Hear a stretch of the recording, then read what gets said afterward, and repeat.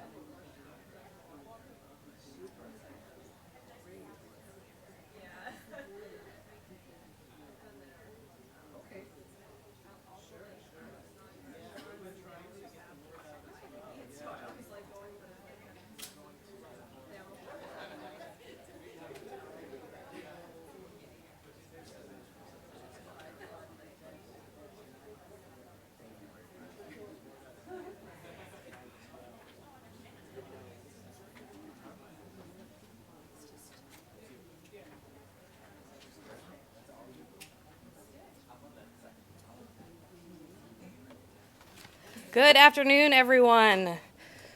My name is Laura Durso, and I am the Vice President of the LGBT Research and Communications Project here at the Center for American Progress. We have an incredible program for you today, and it is my sincere honor to welcome you here to commemorate a truly terrible day for our country, the mass shooting at the Pulse Nightclub in Orlando, Florida. For the LGBTQ community, there is incredible meaning behind the fact that this attack happened at a club during Pride Month. Clubs, from Stonewall to Pulse, occupy a special place in our history because they are a place where our rights are not up for debate, where we can hold our partner's hands without fear, where dressing or loving or speaking differently isn't only tolerated, it's accepted, embraced, and celebrated. In a world where LGBTQ people's relationships and lives are under constant scrutiny, when everyday life, from work to school to church, can be rife with judgment and even danger, nightclubs have served as sanctuaries, community centers, and hubs of political organizing. So when a heavily armed shooter opened fire during Latin Night, it shook our community to its core. The attack on Pulse could not have been more carefully engineered to shatter our sense of safety and belonging. The Pulse massacre was the deadliest shooting in U.S. history. Over 50 people were wounded, 49 people lost their lives. Please join me now in remembering them with a moment of silence.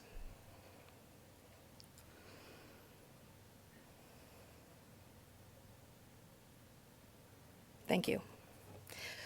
Today, I invite you to join me not only with your silence, but with your action. A year after Pulse, the LGBTQ community and Latinx LGBTQ people in particular are still at risk of hate, violence, and discrimination. Comprehensive non-discrimination and common sense gun safety bills have stalled in both Congress and in the Florida state legislature. Hate violence fueled by Donald Trump's election has accelerated.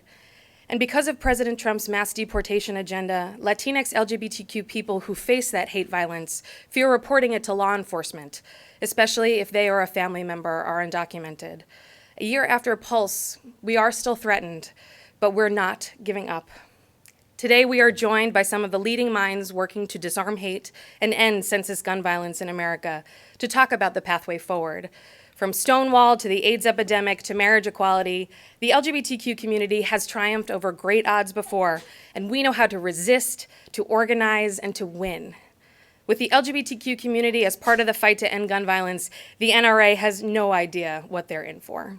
So with that, I'm excited to introduce someone who is helping to lead that charge, Jason Lindsay, Executive Director of the Pride Fund to End Gun Violence, which works to elect pro-LGBT candidates who support sensible gun reforms. Please join me in welcoming Jason.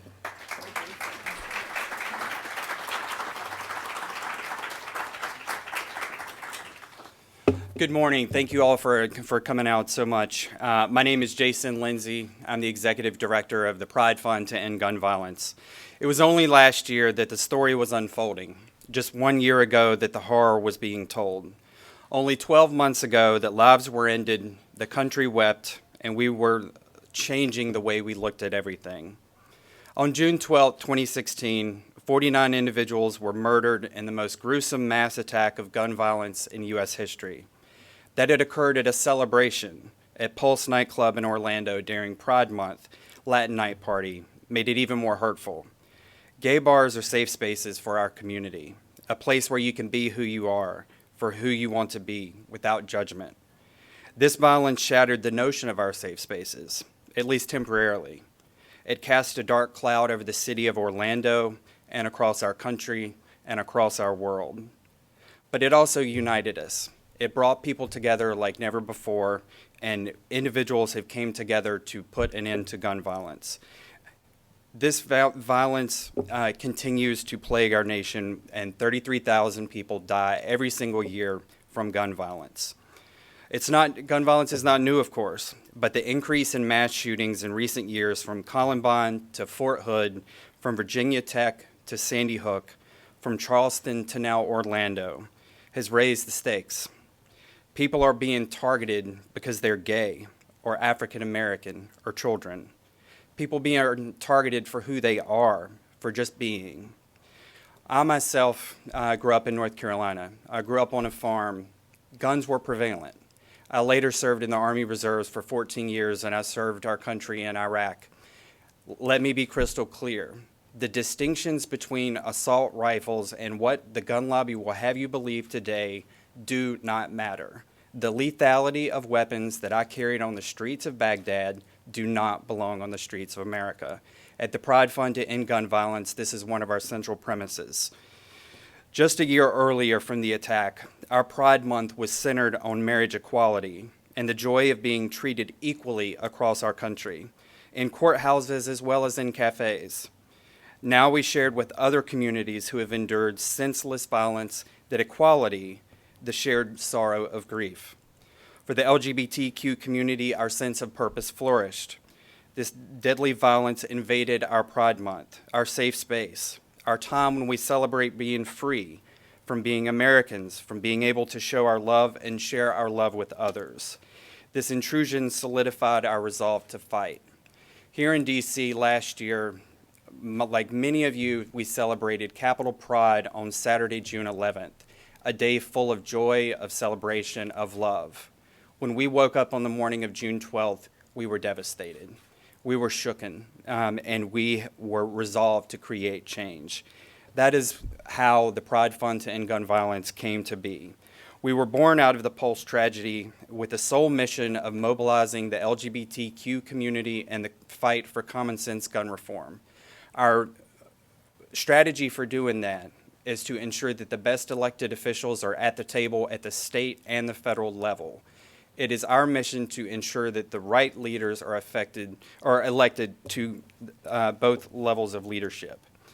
We work at the intersection of LGBTQ equality and support for sensible gun reforms.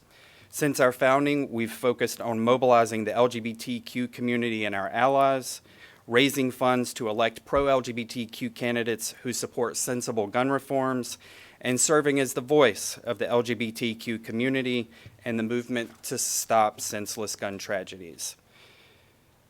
33,000 Americans die every single year from gun violence, which includes casualty shootings, accidents, and suicide.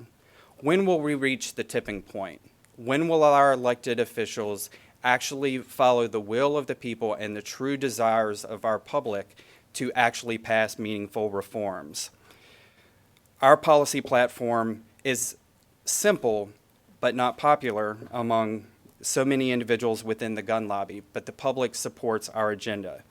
We want to restrict access to assault weapons and high-capacity magazines, support federally funded research on gun violence, prevent those convicted of committing hate crimes from purchasing guns. For far too long, lawmakers have failed, absolutely failed in their responsibility to ensure the public safety by not taking action to reduce gun violence. No other country faces the daily onslaught of shootings and murders that we do here in the United States. But yet, another 93 people will be killed today, another 93 people will be killed tomorrow, and so on, every single day. The tragedy at Pulse forever intertwines June as both Pride Month and National Gun Violence Awareness Month, two recognitions at competing purposes but have a strong intersection that is incredibly important. That alone shows how much work we have to do. Monday, we at Pride Fund kicked off our Week of Remembrance here in DC and around the country to commemorate this important milestone. As the one-year mark of the shooting approaches, we must stand together to create lasting, meaningful change. It is my privilege to introduce to you Jeff Xavier, who is a Pulse survivor. He was shot 4 times that night. He still has 2 bullets lodged in his body. He was in the hospital for over 2 months. He had over 8 surgeries to date. He spent 3 months recovering in his bed and still has remaining surgeries to go. Jeff's story is one of hope. It is one of why all of us are in this room and why we must fight for common sense gun reform every single day and ensure that the right people are elected to our state and federal leaders. I introduce to you Jeff Xavier.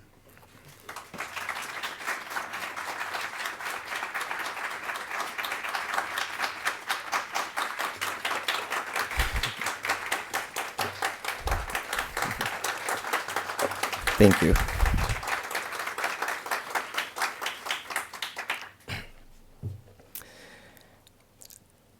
Well, I'm alive. I'm alive. It's a phrase that we often hear, but never really holds any value until something hits home or something happens to you. And as he just mentioned, on the night of June 11th, I went out with a couple of friends to have fun, and in the wee hours of June 12th, 2016, we were attacked and taken off guard and by surprise, out of hate. And we still don't understand where that hate came from. I consider myself a survivor, not a victim, a survivor.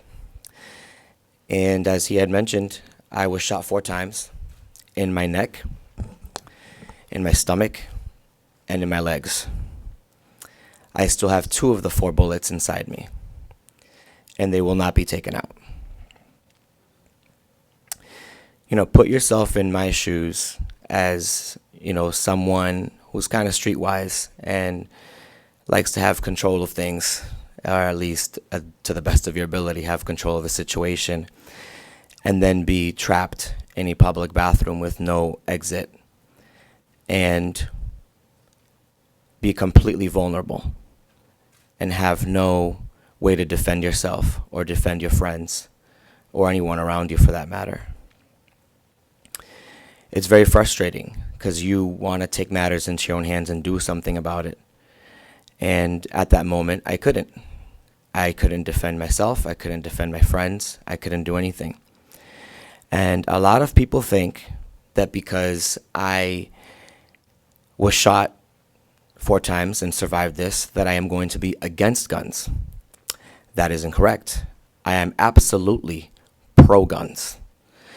And what I feel is that we need to have stricter laws on who and what type of weapons, who receives them, who they get handed over to, and what kind of weapons should be available to the general public.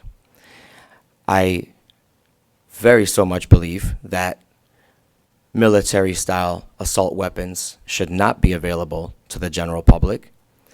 I think that military weapons should be exactly that, left to be handled by the military. They are the ones trained, and they are the ones who should have the only permission to use such weapons.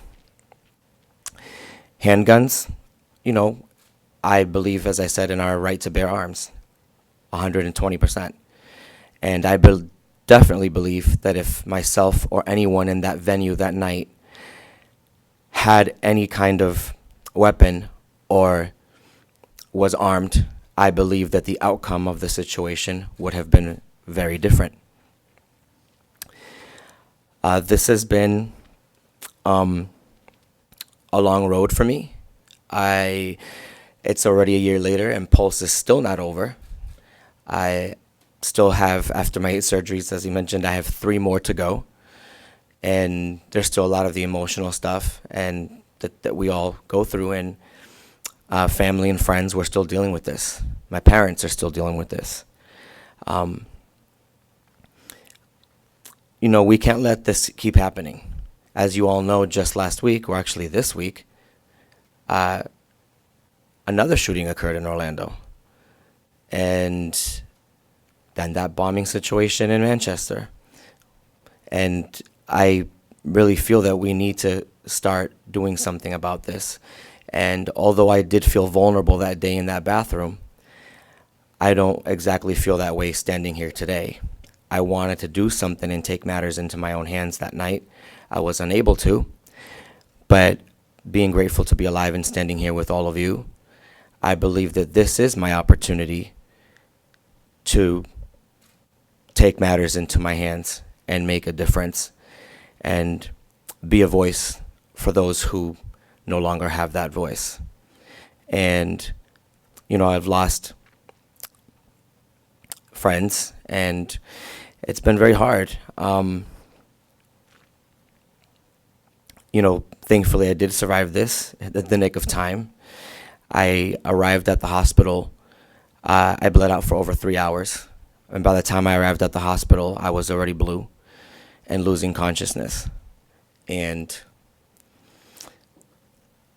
if the nightclub had not been 3 blocks from the hospital, I would not be standing here speaking with you today.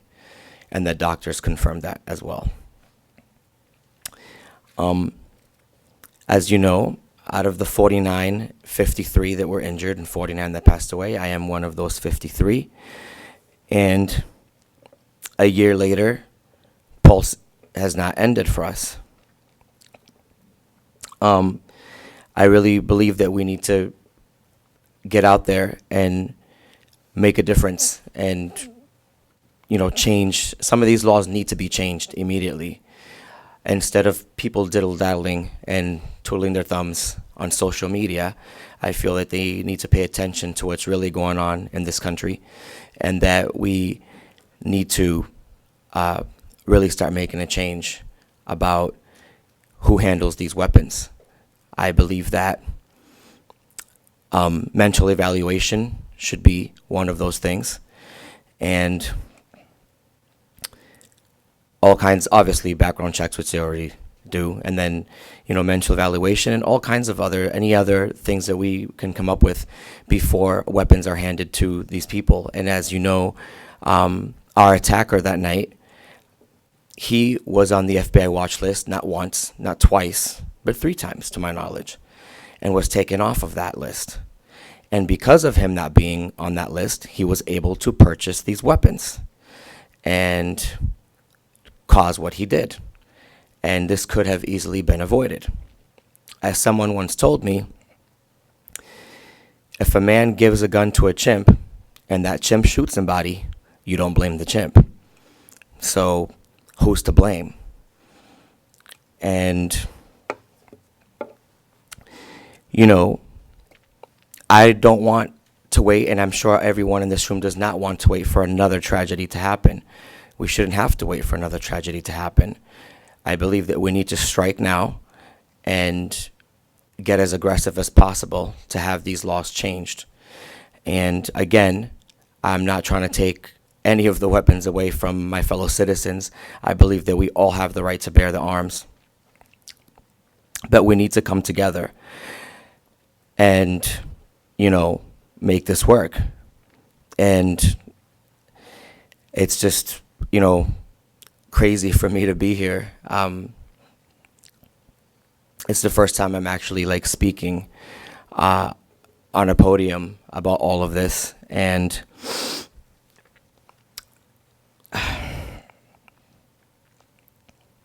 my fellow LGBTQ brothers and sisters, I would love to continue reaching out to them. There's still a lot of survivors, not just from Pulse, but from other tragedies that have still not healed. They have still not, they're still going through something. And I want to reach out to them, and I feel that we all should reach out to them and be able to be accessible to them. And, with everything that's happened to me, I feel that, if they need someone to talk to, if they need someone to be there for them, they have us, they have the community. There's all kinds of sources and resources out there for everyone to come together. And, don't be scared. I am aware of fellow survivors who are still afraid to leave their house a year later. They have to have family and friends do their groceries and take care of their needs. And I think that is completely unfair, and they did not deserve this. None of us deserve this. And I feel that, it's time to make a change. This needs to stop. So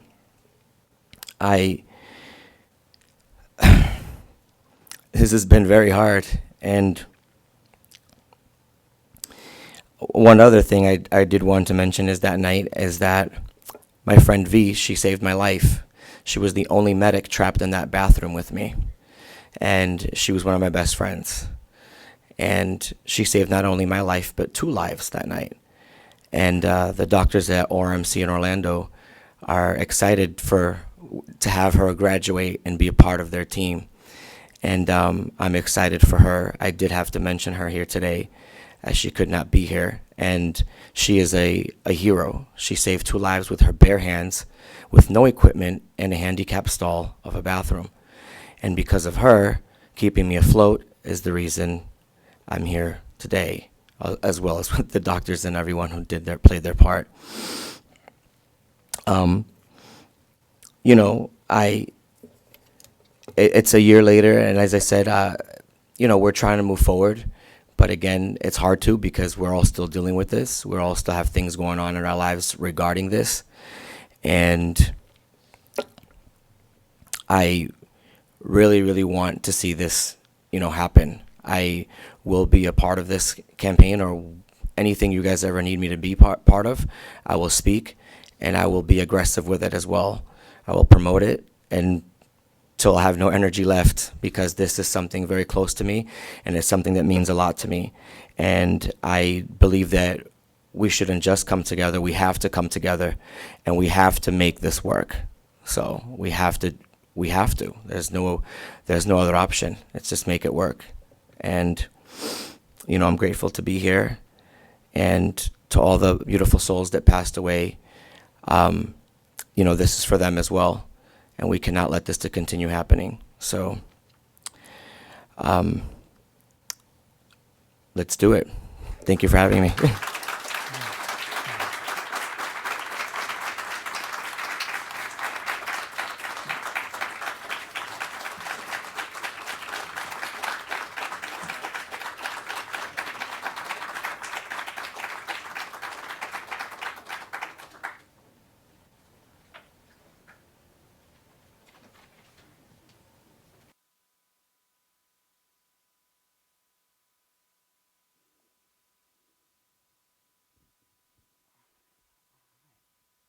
Thank you so much, Jeff. That was so incredibly powerful, and it's amazing to have you here and to hear your story. And it's so motivating to all of us within the gun violence prevention community, and within the LGBTQ equality movement. So thank you so much. I'm very excited to introduce Congresswoman Elizabeth Esty from Connecticut. We had 2 other members, Congresswoman Demings and Congresswoman Murphy from Orlando, who wished to convey their apologies. They got stuck in a congressional hearing today, so they can't join us. So, we are really excited to have you here, Congresswoman. Pleasure. All right, so the Congresswoman, to give a little bit of background, has been one of the true shining lights within Congress on gun violence prevention policies.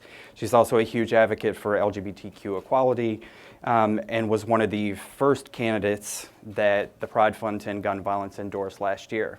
And we are very excited to have you here today and just have a intimate conversation about the importance of these issues as we approach the 1-year anniversary. So, as we come up on Monday, like from your perspective, like what do you think is the themes that, as you have sadly seen so many communities be impacted like yours, what are some of the consistent themes that you've seen? Well, I want to actually pick up on what Jeff Xavier said about being a survivor. And for the folks I represent in Newtown, Connecticut, you're survivors. And that's what we are as a country. And that's important to remember right now. And your story, your friend, is it Vicky? Is that her? V, okay. Your story about your friend V was also important for us to think about right now. She was a hero. She saved your life. She saved another life. And when things are terrifying and things are hard, which they are right now in this country, it's up to all of us to be those heroes. It's up to all of us to do what we can. Use your bare hands. Use what you have. And that's your voice. It's your vote. It's protest. It's letters to the editor. It's speaking up in a grocery store line or in a student-teacher conference. And this is what I think the point where we are now. And it's a little different, obviously, than it was a year ago, politically. But it's a time that American democracy needs us to stand up for our values. And I'm convinced of that now more than ever. And that's not just tolerance. I've never actually liked tolerance. I have a brother who came out in 1978. I gave my first gay rights speech in 1974. a small town in Minnesota, 4 years before he was in a position to even articulate that. It's not about tolerance. You barely tolerate, like kids who tolerate broccoli. It's not that. It's about acceptance and love and celebration of the diversity of this wonderful country we live in and of the wonderful human race that we're part of. So I look at, I think people should look at the full color version of the Pride, which is the American flag and the colors of the Pride flag. And that's what we need to be standing up for now and recognizing that's what makes us stronger. That's what makes us better. So I think certainly the political terrain is very different, but the task of American democracy remains the same. The cure for what's wrong with democracy, there's a lot wrong right now, is more democracy, folks. It's more democracy from each and every one of us. So I think that's my takeaway from the last 4.5 years on working on the gun violence prevention efforts, but generally in this country and in this world. It's going to be love and acceptance and resolve and standing up and doing the right thing because the peril otherwise is to our souls, frankly, and it's to what we believe in this country. So that should empower all of us. That's not about the White House and Congress as much as it is about us as a people. Absolutely. And I think one of the points that you make that is so relevant is that I feel in progressive politics so often on our side, there's the passion and there's a sense of love for and trying to bring people together, whereas in this political climate, there's so much focus on division and trying to tear us apart and drive wedges between us. Which brings us to a good question. We have a persistent disconnect within the country about where the majority of Americans sit when it comes to common sense gun violence prevention policies and what we're actually able to get done in Congress. Why do you think there is such a disconnect in between what public polling constantly shows of what people support and what we can get done in Congress? Right. Well, I mean, the numbers have been consistent since Newtown. About 90% of the American people support background checks on each and every gun sale. 90%. That figure has not changed. That's consistent, 90%. But elections matter. And in particular, the GOP leadership in Congress is beholden to the gun lobby. And I think it's important to make a distinction between the NRA, certainly the NRA membership, because remember the NRA membership, 70 to 80% of the NRA membership supports background checks on every gun sale. So it's one where leadership is way out of touch with membership. I learned to shoot in an NRA course at camp. So did my boys. Like you, I'm a believer in the Second Amendment, but there's a big difference between that and allowing anyone, anywhere, anytime to be packing heat when they shouldn't. And that's really where the battle lines are now. So we need to make that clear distinction. So elections have consequences, and it's important to support candidates who are not beholden to the gun lobby. So we need campaign finance reform to reduce the power of money. We need to increase activation of people who support common sense. And I would say gun safety, as one who's looked a lot at these figures, and I see we have Bob Kramer there who would back me up on this. Never say gun control. Never, ever, ever say that.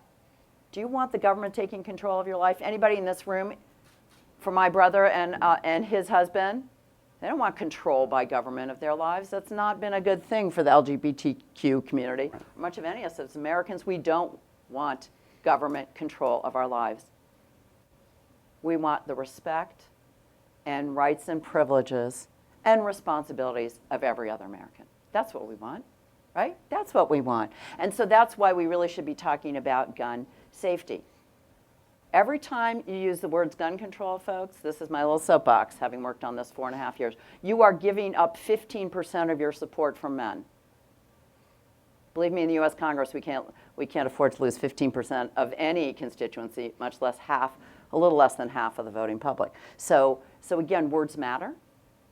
Words matter on that. And the gun lobby, which is concerned with selling guns and its fancy doodads, the latest ones being silencers, which we appear to need now, But remember this, that it's not gun owners, it's the gun lobby that is what's putting us at risk, and their money funneled into campaigns. We need to counter that effect. Absolutely, and that is such a critical point in regards to Pride Fund, and in the immediate days following the Pulse shooting, determining how is the LGBTQ community going to respond, and looking at the current landscape of what other organizations existed, what was their spaces they were working in, and what was their strategies, was we viewed there to be a greater need to be focused on the money in politics. So we structured ourselves as a hybrid political action committee where we can raise money directly for candidates, campaigns, as well as have super PAC independent expenditures in another arm. In 2016 alone, the NRA, as you know, spent almost $53 million on the campaign process.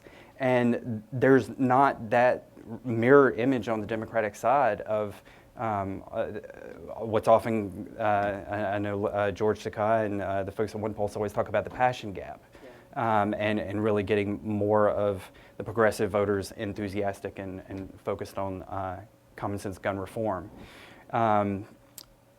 To the candidate that is running now or that is considering running, what would your advice be on how do you approach the gun violence issue? So many candidates are worried about, I can't talk about that at all. I got to steer clear, and another third rail. What would you tell them? I would say that's no longer true. And we certainly saw that in Maggie Hassan's race in New Hampshire in the Senate race. It became really part of the reason she won in that hotly contested race. So I think it is less of a threat than it used to be, but you do have to know your district or your state. Right. You do need to have allies and support locally and within your communities, and be respectful. And again, remember, who the real challenge is. And again, it's about leadership, not allowing us to have votes on bills, not bringing them up. They would pass. Let me be very clear about, say, comprehensive background checks. That would pass in the House of Representatives. We know it would. But Paul Ryan won't call it up for a vote. And that's what happens when you are in the minority. If you're in the minority, I cannot force that bill to be called, even though I know it would pass. So again, elections matter. And for candidates to recognize there are a lot more Americans focused on this now, and there's a lot more opportunity than there used to be. And don't be afraid of it. Do what the principal of Sandy Hook School did, Don Hochsprung, and do what first responders do. You run towards that. You don't run away from it. Run towards it. Embrace what you really believe in. Be authentic about what you know to be a better path forward for America, and don't run from it. And again, we have so much to do on diffusing hate, disarming hate, and diffusing it with greater love, greater compassion, greater knowledge. But then that also includes knowledge of guns. And so if you're going to campaign in that space or be a candidate, you should be knowledgeable too. So that would be another recommendation. No, it's magazines, not clips. Know your language, know your facts, because otherwise you will be seen as somebody who doesn't know the issue and therefore isn't well positioned to advocate effectively. I'm glad you brought up the issue of hate crimes. So a number of the high-profile mass shootings, most recently at Pulse and in Charleston, involved perpetrators who targeted locations because of a specific hate or bias motivation. And we know that there's been an uptick in hate crimes and hate groups in the U.S. over the last year with the election of President Trump that has put many of our communities at risk, particularly our communities of color, the LGBTQ community, and the Muslim community. How can policymakers work to address hate violence? Well, there's legislation that a number of us are sponsoring, which would exactly impact that. And that includes references about whether that becomes a category for background checks if you become prohibited by having been convicted of a hate crime. And I think that absolutely makes sense. I'll let you, to just give an example from my own congressional district in Connecticut, where we have seen, and it has to do with the anti-Muslim bias. The night of the Paris attacks a year and a half ago, a man shot up a mosque in the town next to mine in Meriden, Connecticut. he'd been on social media posting hateful things. And fortunately, nobody was in the mosque at the time, and he was prosecuted for hate crimes. But relevant to this whole discussion we're having, that Muslim community embraced him. They welcomed him in. He occasionally worships with them. I've been there now with him. And he is somebody who had been treated and ostracized with hatred, and they've embraced him. And he and his quite unlikely friends are now occasionally attending this mosque as part of open services. So we should not give up on anyone about changing their mind. I mean, if we really believe in these values, we need to live them, and we need to not just win elections, but change hearts and minds. And I think that's something else important to realize. It's not just about winning elections. Otherwise, we lurch from election to election. We need to build governing coalitions. We need to take our compassion and our passion and translate that into a better country where all children know this kind of hatred is unacceptable, where they're supportive of their classmates who act or talk or dress a little bit differently. And we really do need to deal with our children. And I would say that is really what we all should be unified around. One of the things that has been so incredibly moving for me with Jeff's stories and so many stories from Orlando, and then as I've gotten involved in this movement since starting Pride Fund, is meeting so many of the individuals from Aurora and from Sandy Hook, of the strength of these survivors, the family members, the friends. Within the first month of our establishment, we established a board of advisors with the owner of Pulse and several mothers, Lally, who will speak later, that unfortunately lost a cousin, that the strength of you guys has, I mean, incredibly moved me, and I know has moved the audience and has moved our country. How can we further amplify their voices? Well, I think one of the issues is really about people thinking about running for office and serving. This is a call out to all of you.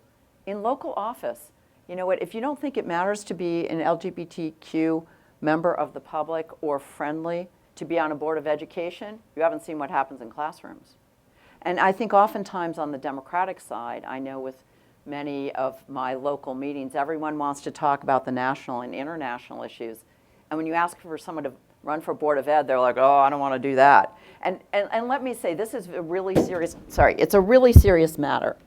And it's a serious matter because that is about building stronger, resilient communities where it's baked in that we're respectful. It's baked in that our boards of education and our teachers cherish and support all of our students. So that is part of what you need to do, is to have more people run, and we need more diverse candidates willing to run for office. And helping amplify those voices is the responsibility of everyone in this room, everyone that is watching, everyone that will watch it at some point. We have to stand with the families that have been impacted. And when it comes to the issue of elections, elections matter, and money in elections matters. Members of the gun lobby and members of the gun manufacturers raise so much money for candidates. As progressives, we have to do the same to ensure that our progressive candidates that support our causes can get elected. So let's go ahead and transition to the question and answer period. If you have a question, please raise your hand, identify yourself, and then what organization you're with. Yes, sir.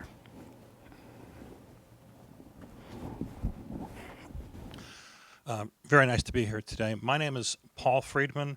I'm the executive director of the Virginia Tech Victims Family Outreach Foundation, and wanted to come today to express our sympathy on this day and express our support to all those who've suffered and were impacted in this tragedy. We obviously share this incredible tragedy with you, and we're very disappointed and aggrieved that any tragedy should exceed the size of the one that occurred at Virginia Tech, where 32 died, were killed, 24 were injured, and many more were traumatized. We have a campaign that we've just begun. We just had our 10th commemoration. April 16th of 2007 was the tragedy. We just had our 10th commemoration recently. We've started a campaign called Campaign 32. www.campaign32.org, www.campaign32.org. You can find it there. Where our mission is to make sure that the names that have been found legally by the states of people who have been found to be a danger to themselves or others and committed for treatment are entered into the background check system. They need to submit those names, the states, to the federal government for that purpose. Had the shooter at Virginia Tech's name been introduced into that system, his name would have been appearing there when he attempted to purchase those 2 guns, which he actually did purchase at a federally licensed dealership, a pawn shop, in fact. He bought 2 guns and committed his horrific crime. And we want to prevent people in that situation from being able to access those guns. And so that's our mission. We urge everyone to support that, and we urge everyone to support your efforts in Congress and elsewhere to prevent future gun violence. It's what's remarkable about our mission, I might add, is that we're supported not only by the Brady campaign and Everytown, but actually the National Rifle Association and National Shooting Sports Foundation and National Alliance on Mental Illness all support the mission, this particular niche mission. And we are appreciative of the fact that we have such broad political support for this particular mission, and so it's very important to us that everyone get involved in it. And that's really what I wanted to express today, and thank you for your holding this event today.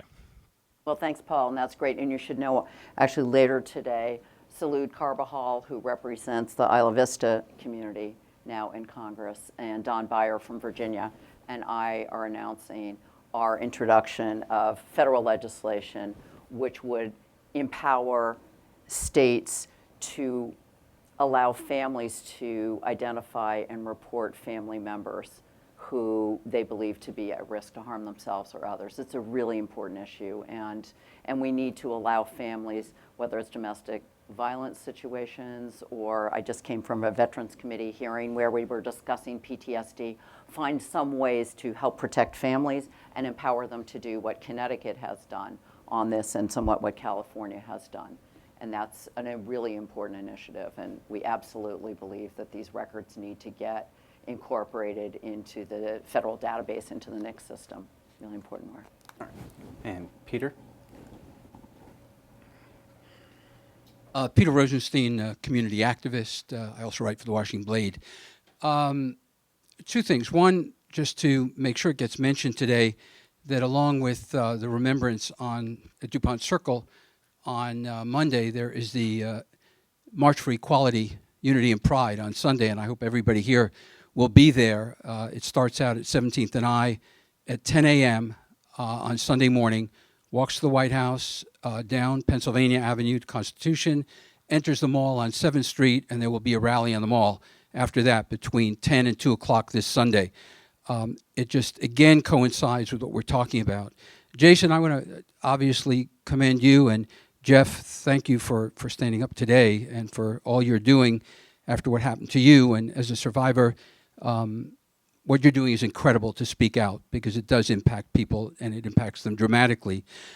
I'm curious what the other LGBT national organizations are doing to help Pride Fund.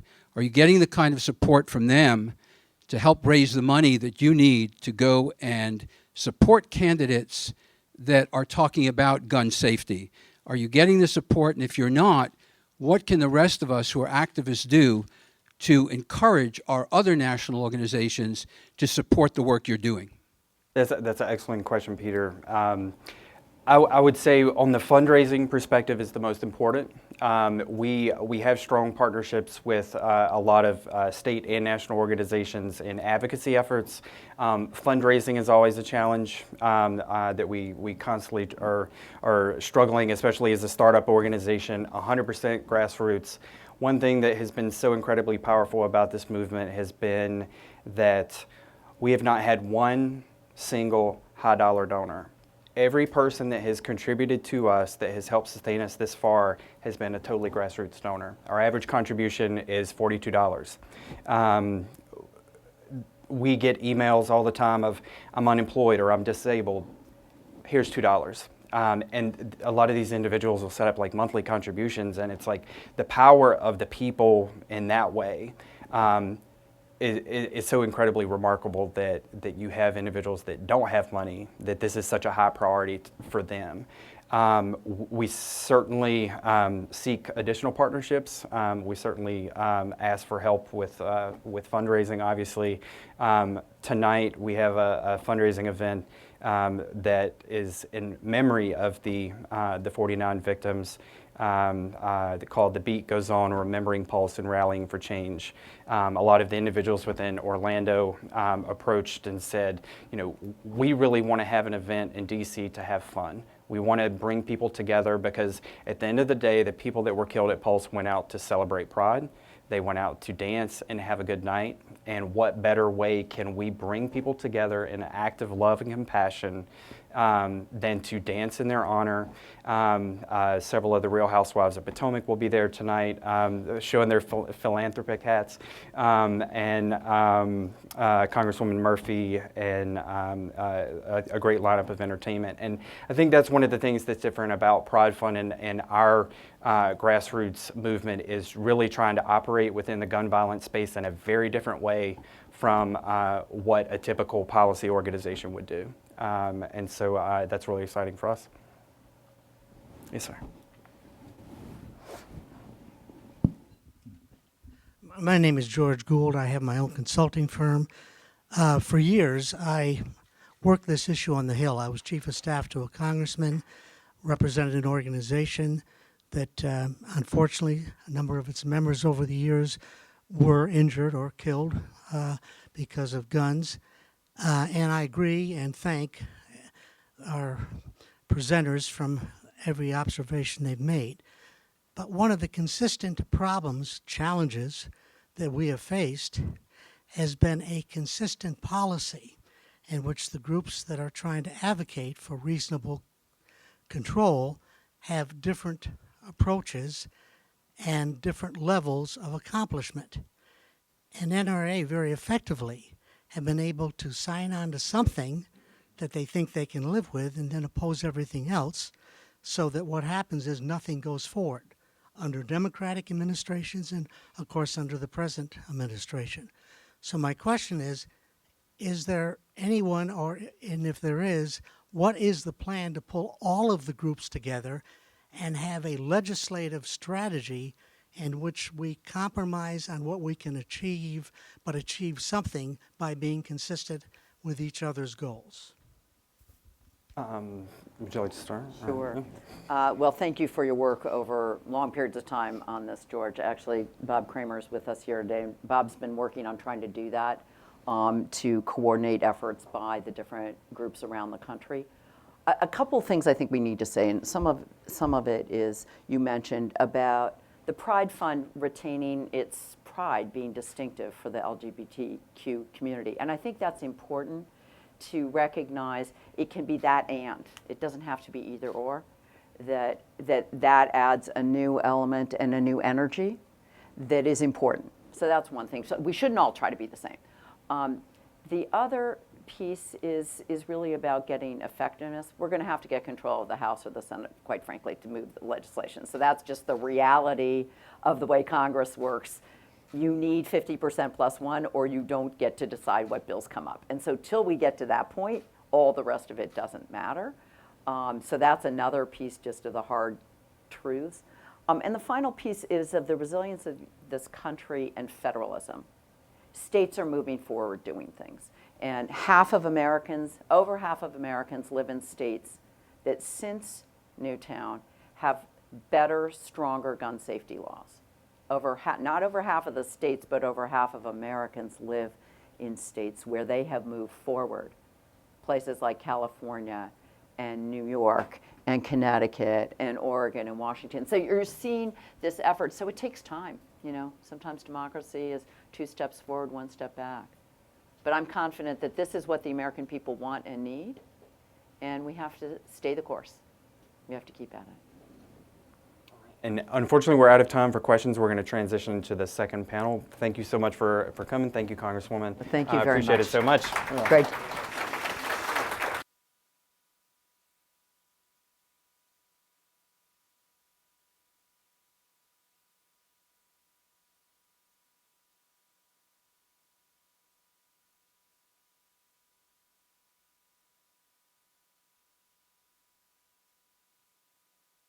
Can you hear me? Perfect.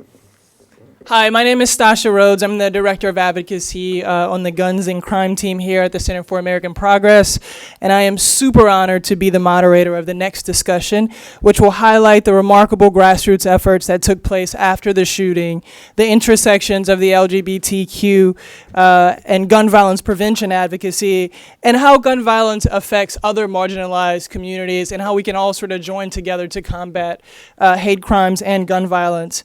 I'm excited about the tremendous panel that we have with us to engage in this discussion today. I will invite them to join me now. Today we're lucky to have Florida State Representative Carlos Smith, Joanna Sofredo. Joanna is a native of Orlando, Florida, and is a transgender advocate and writer. Winnie Stackelberg, who's the Executive Vice President of External Affairs here at the Center. And Lali Santiago, she is the member of Pride Fund to End Gun Violence Board of Advisors and a cousin of a Pulse victim, Danny Wilson Leon. Please help me welcome the panel.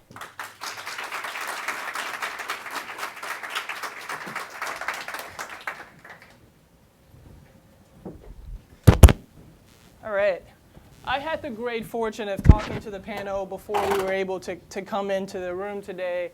And I had an amazing conversation with Joanna and Representative Smith about what Pulse Nightclub actually meant before the shooting. And so I want to open it up there and sort of listen to Joanna and Representative Smith talk about their time at the Pulse Nightclub and what that meant for them before the shooting. So yeah, I was sharing a few memories I had with Pulse because one of the things that saddens me is that this space that was filled with so many like beautiful memories has now, been tarnished by this event. And so for me, it was one of the first places I presented myself as Joanna. Well, back then I was 16 years old, so I presented myself as Jess Maddie. And it was one of the first places where you can be yourself, where you could dance a cumbia with a partner regardless of gender, where you didn't have to look over your shoulder. And I remember it was one of the first nice places because we had Parliament and Southern Nights or Revolution, whatever it's called now. And I remember going into Pulse the first time and being like, ooh, this is bougie, because it was so nice when they first opened up. And I just remember, oftentimes we discuss Pulse as a safe space, but we forget that we're queer Latinos, and Pulse wasn't ours. We only had Pulse for 3.5 hours once a week. And that was the time we had, because heaven forbid you tell a DJ to play a reggaeton song any other day of the week. But it was it was a tiny club. It had 3 rooms, and it was a space where you could be in community. And I grew up poor. I was constantly always moving around, so I never had like a home to go back home to, like as in house, The club, that was our home base. That's where a week prior to the shooting, I was on the phone with 2 of my friends who had since moved away, and we were talking about our high school reunion that was supposed to be 2 weeks after the shooting. And we discussed going back to Pulse because that's where you could see everyone. That's where all your friends would be at. That was the go-to spot. Because it was Pulse on Saturdays and Parliament House on Thursdays. Those were the 2 Latin nights, and then, yeah. And so, yeah, it was a space where you actually got to be yourself for a brief moment in time. And I think we often forget that as marginalized people within an already marginalized group, those spaces are so few and far between. And oftentimes in the media, there's you hear them making fun of these safe spaces of like liberals and their safe spaces, but people forget that that's such a luxury to have. And that, like I said, we didn't have Pulse. We had Pulse for 3.5 hours. That was it. Yeah, to echo Joanna's sentiments on how Pulse was a safe space, I think it's important to underscore to our straight allies that Pulse wasn't just a bar. All LGBTQ nightclubs or restaurants or folks that allow for people to come in and have a good time and engage in what I would call a late night fellowship. It's different for LGBTQ people because LGBTQ people don't often feel comfortable in other spaces where they potentially will be the subject of either violence or ridicule if they hold hands with their same-sex partner. God forbid they go out on the dance floor and have a good time and kiss their same-sex partner. God forbid in the case of Latin night that folks can speak to each other in their native language and not be subject to bigotry or hostility from folks who get annoyed when people don't speak English in the United States, because we are a melting pot and every language and culture and religion is accepted and should be accepted. That's what a space like Pulse was. And in the absence of that space, what you really see is you see a community that is responding to not having that safe space in different ways. To Jeff's point earlier when he spoke about folks who survived the tragedy of Pulse and don't want to leave their homes or go out in public, you also have those who want to be back in those spaces, but then when they go to the local LGBTQ bars, the Parliament House, Southern Nights, which are the equivalents for us in Orlando, they're the equivalents to Pulse. You have a sense where you enter that space and now some of the sights and sounds around you are triggering. Not for everyone. Everyone is different. And for many survivors, there are varying levels of PTSD or post-traumatic stress. Some aren't experiencing it all. Others are experiencing more severe effects of PTSD. And some actually, as time goes by, the PTSD may even get worse, particularly close to the 1-year mark of the tragedy at Pulse, which will be on Monday, the 12th.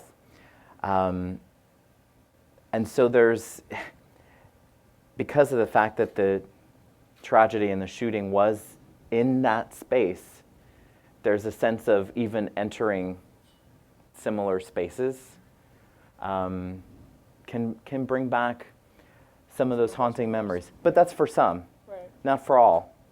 There are others who, the way that they push back on homophobia and hate and bigotry is to continue going to those spaces, continuing to go to LGBTQ nightclubs, and even if in the back of their mind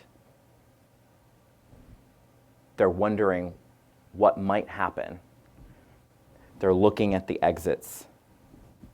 They are more aware of their surroundings in these spaces. That is how they protest the hate and the bigotry, is they carry on and they continue to go to those spaces. It seems like almost immediately after June 12th, there was a lot of grassroots organizing, there was a lot of coalition building, a sort of another way of turning tragedy into action. What's the landscape 1 year later, the advocacy landscape, and how are so many advocates able to find power in their pain?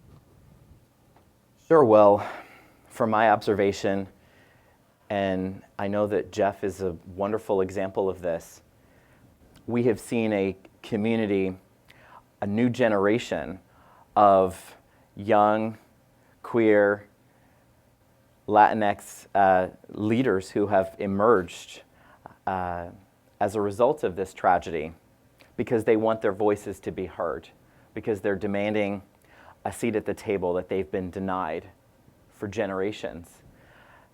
And what that looks like right now is the creation of new organizations. You have Proyecto Somos Orlando, which was created only days after the tragedy at Pulse to provide direct healthcare services to the Latino community that was impacted in a culturally competent way, and counseling services. You have organizations like Q Latinx, which has created more safe spaces outside of the nightclub environment for queer Latinx individuals to be able to have dialogue and discussion about the issues that impact our community, and be able to see others who look like them and have experiences like them and can connect with them and understand all of the issues that queer Latinx people are facing right now in this political environment. So seeing some of those organizations be created as a result of this tragedy, and then you also have the Contigo Fund, which is providing resources to help many of these types of efforts in the form of grants, in the form of additional financing so that they can continue to build that infrastructure for queer people of color. That's really, really important. And it's not just important because of what happened at Pulse.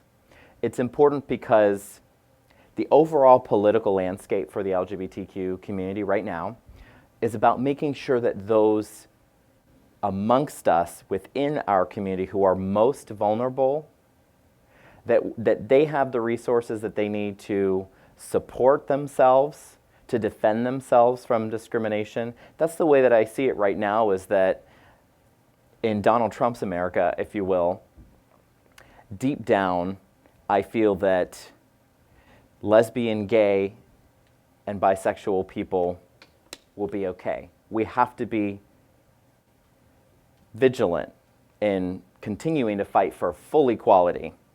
But it's the transgender community, particularly transgender women of color, and particularly LGBTQ people of color, who are most vulnerable. And that's why it's important for us to stand with them in solidarity, to make sure as we continue to advocate for full equality, for the passage of statewide laws, federal laws that protect our community, that we don't jettison the trans community because it's easier, that we don't jettison protections for public accommodations because we're looking for an easy victory, which, by the way, there will be no easy victory if we leave the most vulnerable communities behind. There will still continue to be opposition.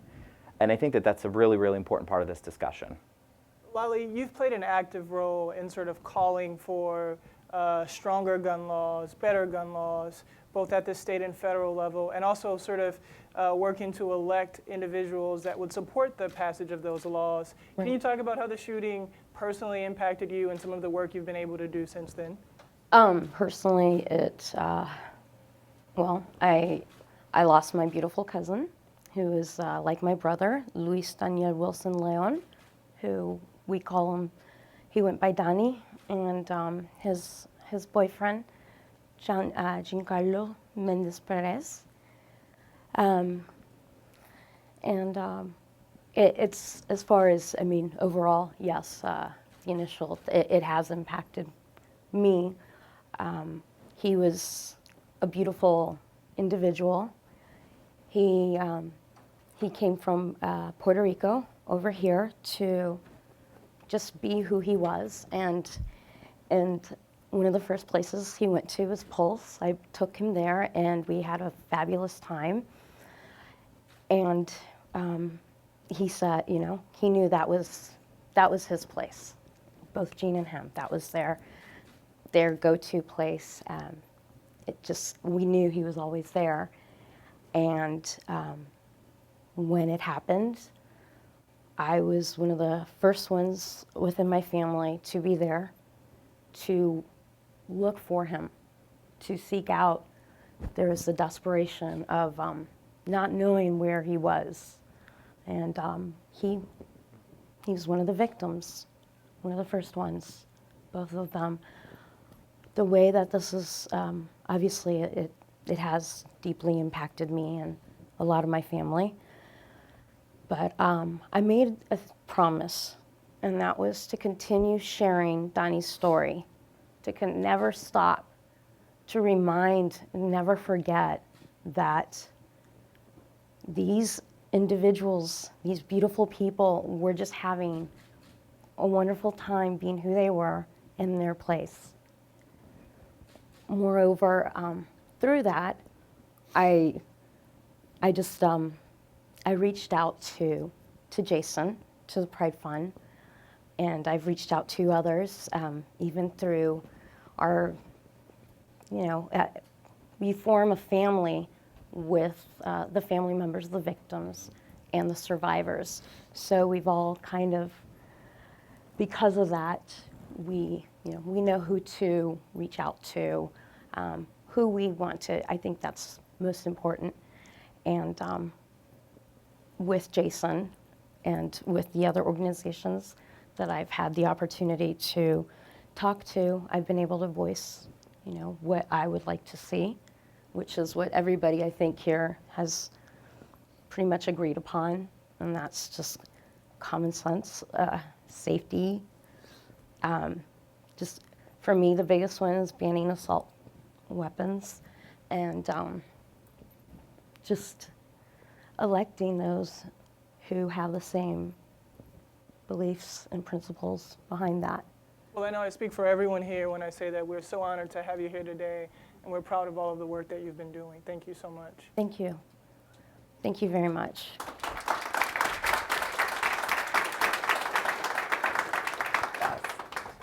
Winnie is someone who's been working on both issues for quite some time, both in the LGBT community and gun violence prevention. Can you talk about a little how some of the victories in the past, lessons that we've learned from victories in the past that we can sort of utilize now as we sort of move over to the next phase of the equality movement? Sure, and thank you all for being here to honor those on the stage, to honor those we've lost, and really to honor our future and the work that we have in front of us. And I think, Stasha, it's a great question, because what I take from Pulse, what I take from having talked to Dennis and Judy Shepard a couple weeks ago, what I take from the work that I do every single day to reduce gun violence and to pass sensible gun laws, to pass comprehensive non-discrimination, to work on marriage equality, to work on the range of issues that I am so lucky to do every single day at the Human Rights Campaign for 11 years and now for 11 years at the Center for American Progress.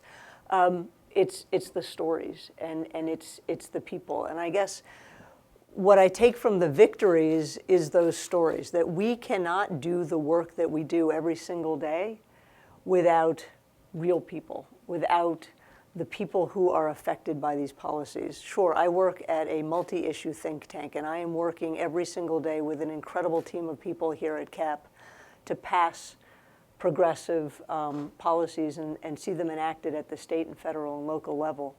But we can't do that work without people like you, without energy, without stories, and without the passion.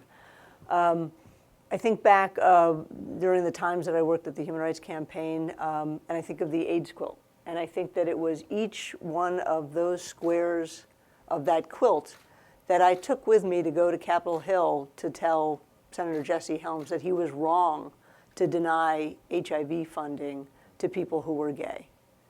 Those were the squares that I took with me. And finally, we passed the Ryan White Care Act. That it was the stories of people who wanted to get married that we brought to the Supreme Court and finally saw Obergefell that is now the law of the land just 2 years ago. That it's those stories. And it isn't until we feel comfortable telling those stories and sharing those stories, it isn't until then that we're going to be able to see the kind of progress that we need to see. And there's an intersectionality of those stories, and we have to be able to talk about them in the gun violence prevention space, in transgender equality, in issues that face our community with respect to immigration, on and on and on, that we have to have those stories. And just to talk about marriage equality for 1 second, for a long time, we're trying to pass civil unions and domestic partnership benefits laws, and we talked about them, about the rights and responsibilities and benefits of those laws. We weren't talking about the people who were affected. We weren't talking about families. And it wasn't until we actually brought those stories forward, that we cried with each other, that we shared those stories. Until then, we didn't see the kind of progress that we saw. And so the hope that I take going forward is to be able to take each one of your stories, the memories, what you each are doing, Jeff and Jason, in your daily lives, to honor the survivors, to honor the work that we do. That's when we're going to see real movement on a range of issues. Joanna, there's been a sort of alarming and continued rise in violence against the transgender community. Can you talk about the intersection of hate crimes and gun violence in that community? Yeah. So one of the things that I think that links the Pulse shooting and the violence, anti-trans violence that we've seen since forever, is toxic masculinity, and it's something that we don't often talk about. So in the wake of the Pulse shooting, there was this narrative by state politicians trying to, or just Florida politicians trying to use the shooter's background as a scapegoat and to absolve themselves simultaneously from any culpability. And so the whole narrative was on his background and his ethnicity without actually focusing on the culture that actually bred him and brought him into existence. And so we need to take a look at ourselves on how we are perpetuating these systems, how we're perpetuating toxic masculinity that seeks to reclaim masculinity through violence. And oftentimes we see that with trans women who are often murdered by their boyfriends or by Johns or by just men who are fearful of someone finding out that they're with a trans woman. So we need to have this discussion, not just on how can we prevent people who should not have guns, but also how can we prevent the mindset that would even contemplate these kind, that fuels it. And so I think we need to have that discussion. We need to share our stories. We need to talk more about this. And we need to really address not just our cultural homophobia and transphobia, but within ourselves. Oftentimes we say jokes and perpetuate jokes that, we think are harmless, but they feed into this narrative. Sometimes I've been watching movies. I think The Wolf of Wall Street was one of them, where I was with my partner and they made a joke about trans women. And the movie has nothing to do with trans women. It was something about like, oh, there's no such thing as, it's a little vulgar, so I don't want to say it. But I remember being so frustrated in my seat because I said, this movie has nothing to do with transness or gender issues or anything. And I just want to go see a movie with my partner and I have to sit through a transphobic joke. Why? Because it's an easy laugh. And oftentimes whenever we do bring it up, whenever we tweet about it, we're attacked as though we're being sensitive or overly sensitive. But no, these actions have consequences. And so I think we really, focusing on first us and then those around us, we really need to hold ourselves accountable to what we are putting out there. I want to stick with this narrative and how sort of the narrative fuels intolerance and hate. And so I know we've come so far in the LGBT community with, the fight for equality, but there's still so many protections that we don't enjoy that most Americans enjoy. So how does that sort of legal discrimination fuel that narrative of hate and intolerance? Well, I'll start, and I'm sure others on the panel have thoughts about this. I think that Yes, we have made progress, but there are still, well over 100 anti-LGBT bills that have been introduced in 29 states, for example. This administration, already within 120 days or so, has worked to erase the LGBTQ community from federal surveys. The vice president and his actions in Indiana when he was governor, one of the most hateful anti-LGBT politicians there is, from the people who Trump and Pence have appointed positions.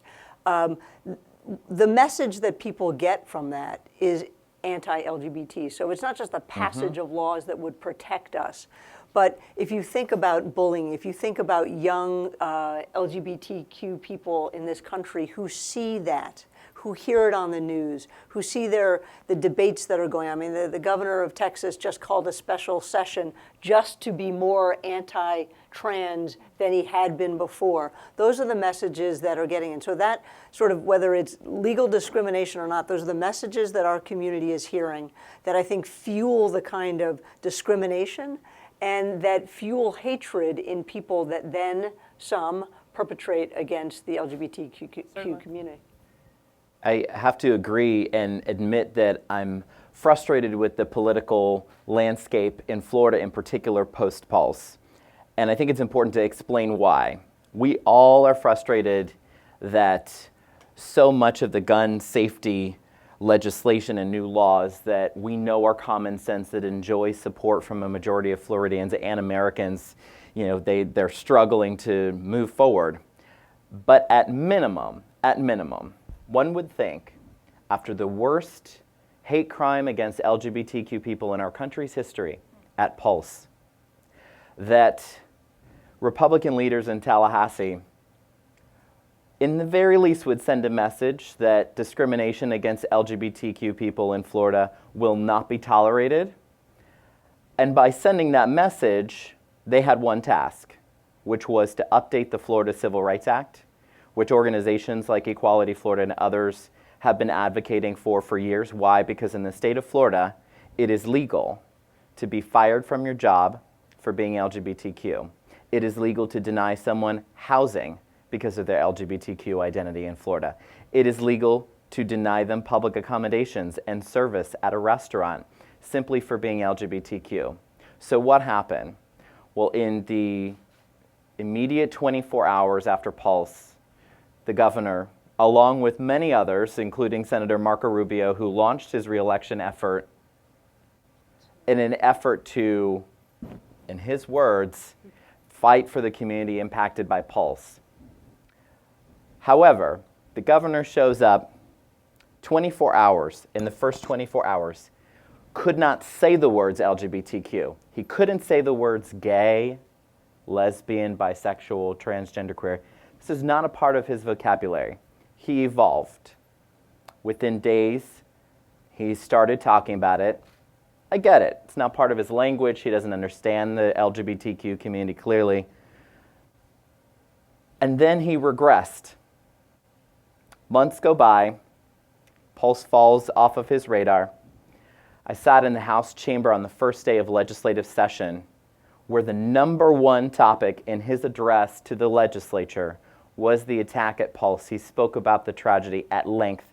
Not once did he acknowledge or mention the LGBTQ community that was directly impacted. In fact, the governor and his team promised they would take action. I met with the governor's team in the days after the tragedy at Pulse. Everyone in the community asked, in the very least, sign an executive order to protect state employees in Florida from anti-LGBTQ discrimination. This is within his power to do, and that will send a very powerful message about who we are in Florida, but also it'll send a message to the legislature that they should follow suit and that they should send him the bill that he would sign into law to finally protect our community once and for all from discrimination. No action whatsoever.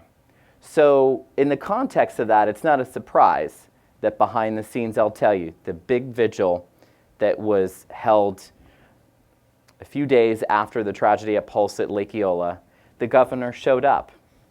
He didn't speak. Nope. There's a reason he didn't speak. He was backstage there with the organizers, asking, should I go out there? They looked at him and they said, no. Why? Well, to be fair, it would have been embarrassing. It would have been embarrassing if the governor would have took to the stage at a Pulse memorial after such a horrific tragedy to be booed. Why would he be booed? He would be booed because the LGBTQ community knows that he's done nothing for us. So look, Monday is the 1-year mark of the tragedy at Pulse. I don't know if the governor is coming to Orlando. I don't know if he's going to participate. But what has he done for us? What has he done to send a message that Florida is a place that does not tolerate discrimination against LGBTQ people? We know the answer. He's done nothing, and he should be held accountable. I want to ask one final question, and then we have to open the floor up for audience questions. Next week will be the 2-year mark of the shooting that happened in South Carolina, where 9 African Americans lost their lives to a white supremacist. There's been a lot of talk about intersectionality and working across movements. What can we do in the LGBT community to work across movements that have also been marginalized as well? Well, I think LGBT activism, like local activism, is very intersectional because most local activists, at least queer activists, tend to be disproportionately people of color because we're often most impacted by homelessness and poverty and so forth and so forth. The disconnect oftentimes seems with the national organizations that don't often necessarily reflect grassroots communities or the interest of grassroots communities, and we saw that with the marriage equality fight. Like, countless resources went towards marriage equality, and don't get me wrong, I'm all for it, but when we could have been using so much of that money and energy and time and resources advocating for like queer homeless youth, you know, was marriage the most important, essential topic? So oftentimes there's that disconnect between grassroots activism and national organizations. So I think one for national organizations would be to actually take a cue from local communities, and there's no better time to do it than now because there's not much that we're able to do on the federal level. Why is that? No, I'm kidding. Thank you. And the only thing I would add, you're absolutely right, and I think, I don't know that I would call it a silver lining coming out of the election, is I am definitely seeing more integration of issues. We host at the Center for American Progress, along with a couple of colleague organizations, a weekly meeting of all the progressive groups, and there is absolutely a breaking down of the barriers between issues, between national and federal and local. It's never going to be what it should be, but there's much more integration of issues, of people, of points of view, and I think it's important going forward. When you take a look at some of the new groups that have emerged post-election, from Stand Up America to Indivisible to Daily Action to Rise, on and on, you see that kind of intersectionality that you speak of, and I think it's a lesson that we have learned, a painful one, but one that we will put into practice in the months and years to come going forward. Can I just add to that? You know, it's important for us to broaden the coalition behind preventing gun violence, because gun violence disproportionately impacts communities of color and minority communities. I think that a lot of people didn't understand before Pulse that gun violence also disproportionately impacts LGBTQ people, but now they understand it a little bit more. And that's why it's important for us to join with Latino communities and Black communities who are disproportionately impacted by gun violence, particularly in places like California and Chicago, because that's kind of a tie that binds us, and we can be stronger when we do approach these issues as a coalition. I never really realized the power of that until I remember it was about a month after the tragedy at Pulse, and there was a makeshift memorial that had been established at the Dr. Phillips Center just a few blocks from the Pulse nightclub. I was there late one night by myself, just in front of the memorial, just emotionally still grieving and processing what happened. And it just so happened that when I was there, and I was one of the only ones in front of the memorial, that there was a Black Lives Matter march that was happening in downtown Orlando, and their route was specifically created in advance to ensure that they marched past and paid their respects to the memorial that had been set up for Pulse. And out of nowhere, I remember a handful of young black women whose names I don't know, who saw me there in front of the memorial. They just came up behind me. You know, they put their hands on my shoulder. They surrounded me. They embraced me. We all cried together, and we didn't even know each other. And it was in that moment that I realized that our movements, our intersections, that we're all fighting for the same thing, that our communities are all impacted in similar ways, and that those powerful stories, when linked together, can be so much more effective and powerful. Absolutely. It's bigger than us. That's right. It's bigger than us. That's right. Do we have time for one question, two questions? Awesome.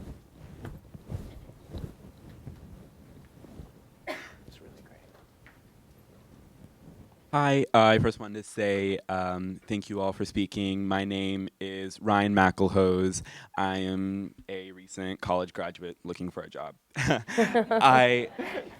My question is, what can be done by organizations, researchers, and members of Congress as far as uplifting the 1996 ban on CDC-funded research on gun violence, especially with the worry of what the future looks like for CDC funding, and how do we message gun safety to members of Congress, and that beyond human rights, that this is also an issue regarding like epidemiology and science? A public health issue. A health issue, yeah.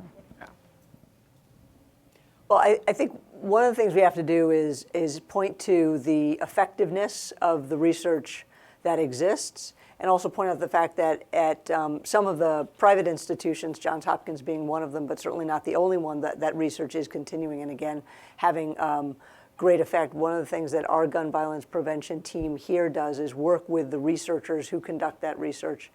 The ban on CDC-funded research is troubling. It has a chilling effect on other research, and I think when the Congressman was talking about how the majority of people, close to 80–90% of Americans, support common sense gun safety laws like background checks, I think the other thing that happens, it happens in the LGBT community as well, is people don't realize that CDC research is, there are prohibitions on conducting that research.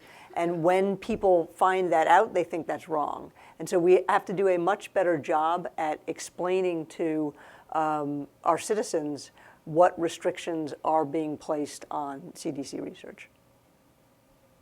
Questions? Way in the back.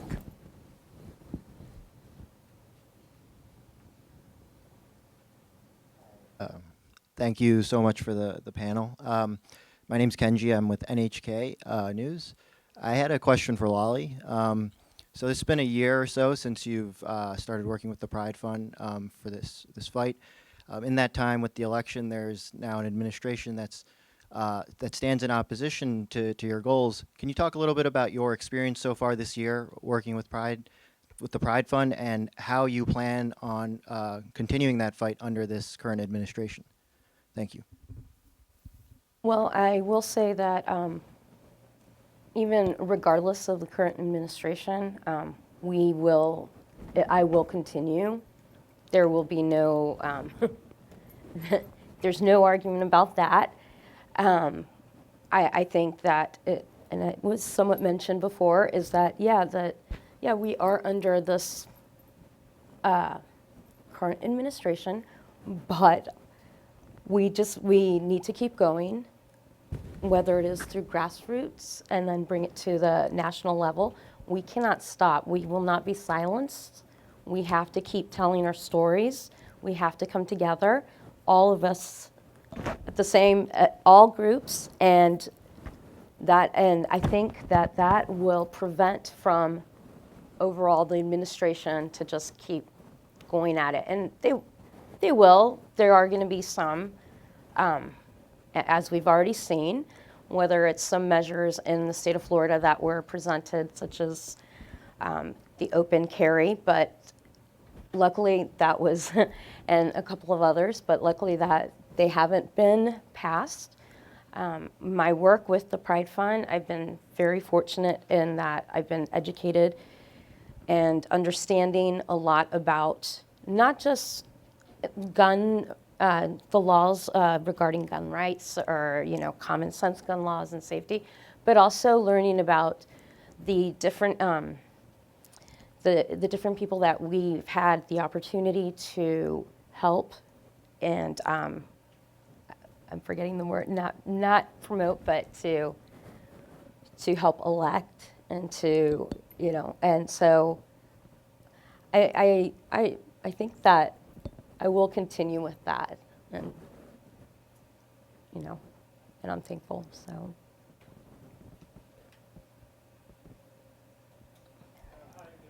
Thank you for being here. I just want to comment on, for example, what can we do on the local level. So I want to share that right here I have Aaron. He's from Gays Against Guns here in DC. And myself, I represent Dicción Queer, which is a Latino LGBT writers group.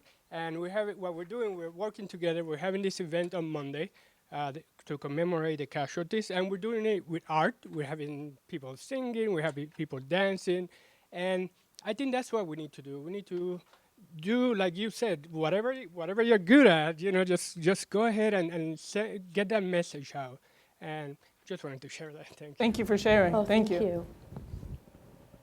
Other questions? In the back, sorry.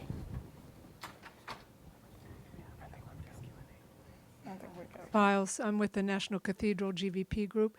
Are there any national statistics on gun crimes against the LGBTQ community?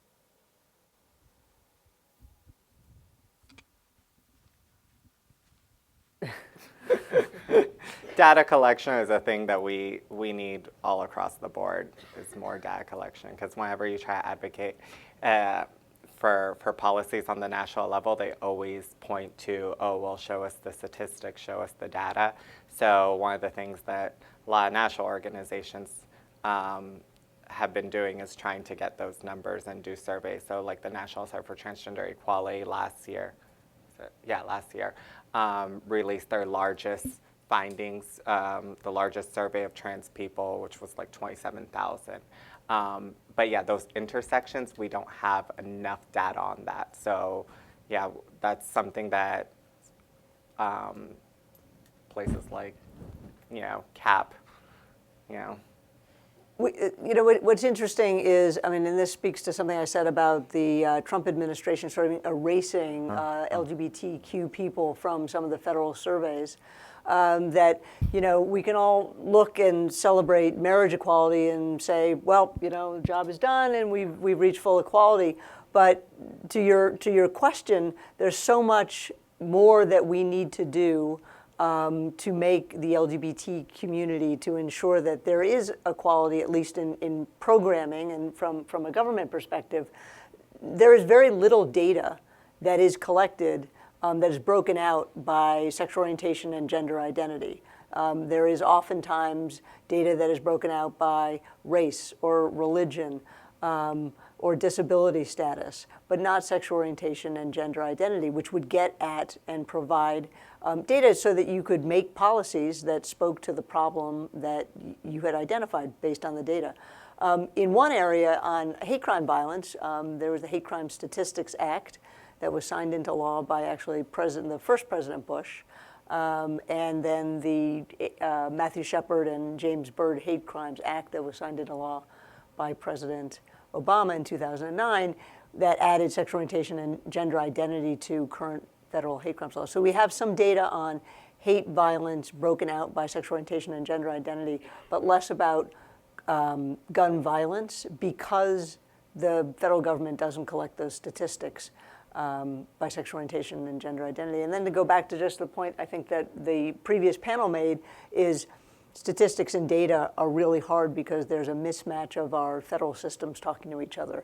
And much of that work needs to be done going forward. Yeah. And in talking about the tragedy at Pulse, I think it's very important to understand, and I know that the organizers for this panel clearly understand this as well, is that the tragedy at Pulse was complicated. And it wasn't just another mass shooting. But it also wasn't just one thing. You know, we can't talk about Pulse as just being an act of terror. You can't talk about it being just a mass shooting or just a hate crime. It was all of these things together. But make no mistake, our opponents, particularly my opponents politically in the Florida legislature, continue to talk about Pulse in ways that suit their own narrative. Like, the only reason Pulse happened and the only reason that nightclub was targeted is because Pulse was a so-called gun-free zone. That is the biggest load of BS I've ever heard in my entire life. There's a reason that tragedy happened at Pulse, and it had nothing to do with it being a gun-free zone. It had to do with hatred and bigotry. And we have to acknowledge the communities who were targeted and impacted, the LGBTQ community, the Latino community. Why? Because if we talk about Pulse in narrow ways that oversimplify the tragedy, but especially in non-inclusive ways, what we've done is we have inadvertently rewritten history for future generations to reflect upon. That's why I thought it was really important in this last legislative session even to just pass a House resolution out of the Florida House, which we did pass, which acknowledged Pulse Remembrance Day on this upcoming June 12th. And the language that we used affirmed the LGBTQ and Latino identities of most of the victims and everyone who was impacted. Because that resolution was literally printed in the history books of the Florida House of Representatives. And we need to make sure that those future generations understand that one of the reasons this tragedy happened the way that it happened is because of homophobia and hatred and bigotry. And that's the only way that we can learn from these tragedies moving forward. And that's kind of the message that we have now in Orlando is not just a message of remembrance and unity. It's back to what I was saying before, that the way that each of us as individuals, and this is such an important message for LGBTQ youth in particular, is that the way we resist is by being our open and authentic selves and being proud of who we are and carrying on our lives the exact same way that we did before June 12, 2016. That's how we resist, and that's how we push back on the hate. I think that's a strong point to end it on. Yeah. Thank you. I want to thank all of our guests today and all of you for attending today and making this event so spectacular. We appreciate it. Thank you so much. Thank you. Thank you.